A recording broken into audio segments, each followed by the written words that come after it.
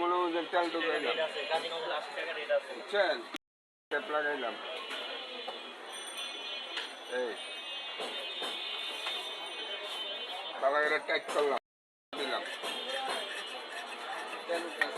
তেল আসছে, দিলাম।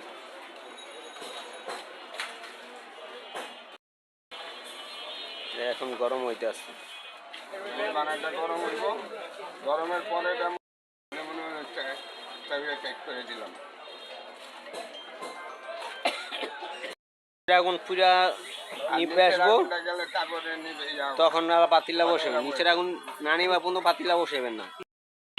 নিচের আগুন কোন মাছটা আছে, এখন হাওয়া দিবেন।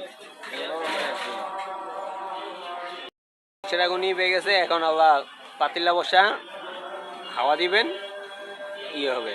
আর এখন কালি হবে না, যত হাওয়া দিবেন এত হিট হইব, যত হাওয়া দিবেন এত হিট হইব।